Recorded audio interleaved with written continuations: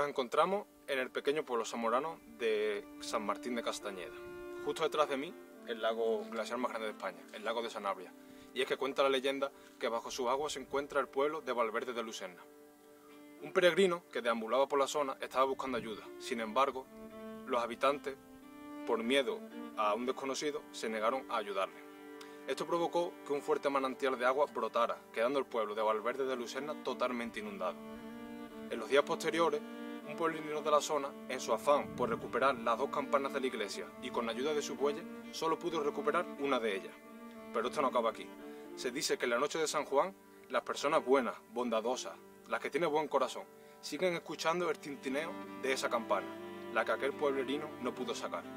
Pero, ¿es esto una simple leyenda como otra cualquiera? ¿O es una premonición de lo que ocurriría en Ribadelago el 9 de enero de 1959? ¿Qué fue realmente lo que ocurrió? Nos remontamos a los años 50. En estos momentos, España es un país subdesarrollado y sigue recuperándose de una guerra civil y una posguerra que le pasa factura. Políticamente se encuentra bajo el régimen franquista y aquí comienza el boom de la construcción de embalses, presas y pantanos. Concretamente, aquí en Ribadelago Viejo, que es donde nos encontramos, tiene lugar la construcción del embalse Vega de Tera, una edificación bastante controvertida debido a varios factores. En primer lugar, el empleo de materiales baratos, lo que conlleva en un futuro a la aparición de fisuras. Por otro lado, su rápida construcción hace que todas las medidas de seguridad necesarias no sean adoptadas. Además, cuando se llena de agua todavía estaba inacabada. La madrugada del 9 de enero de 1959 el embalse reventó. 8 millones de metros cúbicos de agua fueron vertidos por el pueblo, quedando totalmente inundados. Las personas, en una desesperación por salvar sus vidas, empezaron a refugiarse en los tejados de las casas. También en este campanario donde nos encontramos justo ahora, puesto que es el sitio más elevado del pueblo. El resultado, 144 personas de las 532 que vivían aquí fallecieron. Este suceso fue silenciado por el franquismo, pero se depuraron responsabilidades, quién o quiénes respondieron civil y o penalmente por tal hecho. La audiencia de Zamora celebró un juicio contra los directivos de la empresa, condenándolos a 1 año de prisión por imprudencia temeraria, condena que nunca llegaron a cumplir. También los ingenieros fueron indultados por el régimen. En estos momentos, Estados Unidos es aliado de España y eso favorece la llegada de materias primas, de alimentos, de mantas, de ropa. A 500 metros más abajo tiene lugar la construcción de Ribadelago Nuevo, hoy llamado así por la Ley de Memoria Histórica, pero por aquel entonces Ribadelago de Franco, era su nombre oficial. Franco nunca llegó al pueblo a mostrar sus condolencias. Por otro lado, la promesa fue que las nuevas casas serían de unos materiales de mejor calidad y además serían regaladas, algo que nunca sucedió. Se llevaron a cabo indemnizaciones, unas indemnizaciones que tenemos que coger con pinzas, puesto que fueron muy desproporcionadas, muy irregulares y bastante cuestionadas. El reparto sería de la siguiente forma: las familias recibirían 90.000 pesetas por cada hombre fallecido, 60.000 por cada mujer fallecida. En cuanto a los niños, la menor cantidad, 25.000.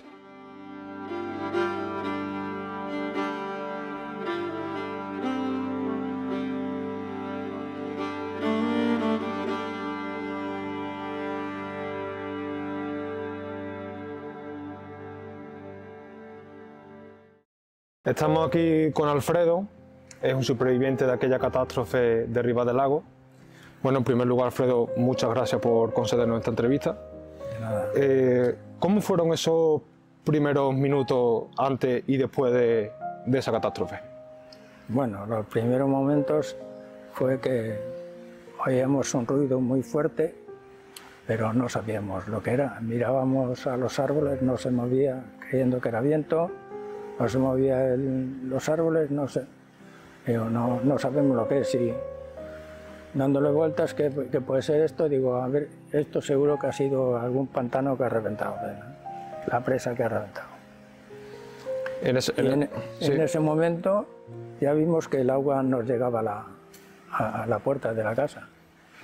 O sea, escuchaste un gran ruido y automáticamente os asomaste a la calle y ya estaba el agua. No estaba el agua. Nosotros salimos antes de llegar el agua a la casa. Salimos a ver hacia esta zona del pueblo. El pueblo, nosotros estábamos en la zona baja y vinimos hacia la zona alta a ver dónde era el ruido. Y ya nos dimos cuenta que cuando llegábamos ya cerca de la zona alta, ya vimos que por una calle bajaba agua, que era imposible que por allí bajara agua, porque nunca había bajado. Entonces nos dimos cuenta que había sido un pantano que había reventado. Y volvimos para atrás, porque estaba una hermana de la que es ahora mi mujer, y el abuelo estaban en casa. Y digo, vamos a salir de casa porque nos va a tirar la casa. Y estando en esto, cuando ya el agua en la calle, ya no pudimos salir. O sea, fueron cuestiones de minutos que el agua empezara ya... Sí. Cuando nosotros nos enteramos del ruido que preparó, pues ya el agua estaba aquí. ¿Y cómo fueron esos instantes? O sea, ¿viste ya el agua empezando a subir muy rápido? Pues, ¿Qué fue lo que hiciste luego? No podíamos hacer nada. Lo único que intenté es poner una mesa para subir al desván de la casa, sí, que era más alto, ¿no? Digo, bueno, si se va la casa, pues nos iremos todos. Si no, bueno, tuvimos la gran suerte de que era una zona que ya no había choque de agua, que el agua entraba sin fuerza, porque ya se había llevado toda la parte del pueblo, la parte delantera esta del pueblo, ya se la había llevado toda. O sea, a esperar a que bajara el agua. Cuando bajó el agua salimos y ya vimos todo lo que había. Fuimos a casa de sus padres que dormían en otra casa al lado, un poco más, a unos 40 metros o así. Y ya había un pozo de agua, no había vivienda. O sea, una inundación tremenda en cuestiones de minutos. No, arrasó con todo. Se quedaron pues 4 casas, las que estaban en el alto del pueblo. Vale. Lo que es la zona del campanario, que allí se refugió parte de la gente que se dio cuenta, subió al campanario, que es la zona más alta del pueblo, y allí vieron todo el panorama que había, pero nosotros no llegamos allí ya. Claro, la gente buscaba zona elevada para salvarse, porque si no el agua se la llevaba. Se llevaba todo. ¿Y esa noche, dónde pasasteis la noche o los días siguientes? O sea, la intemperie. Esa noche buscando cosas por un lado, por otro, los familiares y lo que se podía. Así se pasó la noche, hasta que vinieron las ayudas. Sí. ¿Cuánto tiempo tardó esa ayuda en llegar? Hombre, pues tardó porque la gente no se enteró tan pronto, claro, ¿no? Además eran tiempos un poquillo más complicados. Después vino la Guardia Civil, no se podía pasar de una parte a la otra, no, el puente no estaba. El puente estaba aquí, en esta zona. Había un puente de madera. Y se fue, bueno, aquí había un puente de madera y más abajo, ahí, en la curva esa, había otro que pasaba hacia el otro lado, de hormigón en condiciones, ¿no? Y ya no había, ninguno de los dos puentes existían. Los de esta parte nos quedamos aislados. Mis padres estaban para la otra parte. Y sí, que no había comunicación, no podía cruzar, no podía... No sabíamos nada, unos de otros. Por voces, dando voces, por ejemplo. Joder. ¿Cuánto tiempo tardó aproximadamente esa agua en bajar nivel? No sé si lo recordará. Tardó bastante porque como además el puente se había ido, pues no se podían, las ayudas que venían no podían pasar. Entonces que improvisar, poner pasarelas y no se podía cruzar. Sí. El río no se podía pasar de un lado a otro. No sé, dando voces, no sé, sabíamos si mis padres se habían ido o no se habían ido. Os comunicabais cómo podía y... Sí, voceando, no había otro sistema, porque entonces no había móvil.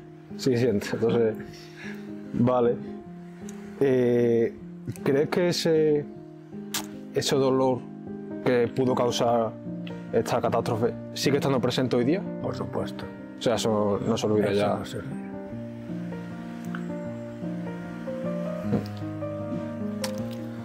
Vale. Y bueno, hemos escuchado, hemos leído que las indemnizaciones las que hubo, no sabemos si hubo muchas, llegaron tarde. ¿Esto hasta qué punto es verdad? Eso es cierto, claro que llegaron tarde. tarde y mal. Mal, irregulares, Sí, o sea, muy desproporcionada también. Efectivamente. Eso no se hizo bien, pero bueno, aquella época era una época, quizá hoy día pues eso se hubiera hecho de otra forma, ¿no? Claro. Pero en aquellos tiempos pues la cosa no estaba... Sí, hay que entender también el contexto histórico donde se encontraba el país, no había los avances que hay ahora. Con respecto a los fallecidos, se han contado por más de 100. Esto sigue siendo, sí, ¿verdad? No, o sea, hay 144. 144. Sí. Mira, esa placa tuve yo que buscar porque era cuando se hizo el 50 aniversario para Sí. ponerla, pues en el ayuntamiento para sacar todos los datos de... Claro, todo el lo que había, censo, de todo, sí. el censo que había para poder hacer la placa de todas las personas que habían desaparecido. Justo detrás de estas montañas es donde se encuentra el embalse Vega de Tera. Se puede apreciar la parte de construcción que falta, vertiéndose todo el agua montaña abajo, siguiendo la vertiente del río Tera hasta llegar arriba del lago Viejo, dejándolo totalmente inundado. Según los habitantes del mismo, pueblos aledaños como Galende o Pedrazos no se inundaron gracias a la existencia del lago de Sanabria, el cual absorbió todo el agua del embalse. De 12 de la noche a 1 de la madrugada del viernes 9 de enero, la presa de Vega de Tera no pudo resistir la presión del agua acumulada por las lluvias y se produjo en ella una rotura, quedando inundado el pueblo de Ribadelago y destruido en más de su mitad. Este pesado vehículo fue arrastrado y volcado por el empuje de las aguas. Las casas se desplomaron sobre sus moradores, muchos de los cuales se hallaban durmiendo, y quedaron sepultados entre los escombros de las viviendas o bajo los montones de rocas, mientras otros eran arrastrados hacia el lago. El número de víctimas entre muertos y desaparecidos se eleva a 144. Fuerzas del Ejército y de la Guardia Civil, bomberos, vecinos, la sección femenina y el Frente de Juventudes cooperaron abnegadamente en los trabajos de socorro. Algunos vecinos lograron salvarse refugiándose en la espadaña de la iglesia, única parte del templo que logró mantenerse en pie. Hemos podido conocer más de cerca esta historia que, por desgracia, poco a poco ha ido cayendo en el olvido.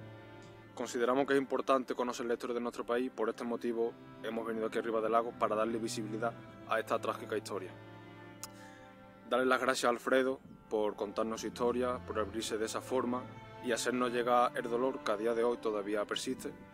Por supuesto, a Ana y a Mando de Sanabria Televisión, que sin ellos esto no hubiera sido posible. También a Carmen, detrás de cámara, aportando constantemente información. Qué bonito país tenemos y qué triste historia esconde. Un pueblo que no conoce su historia está condenado a repetirla.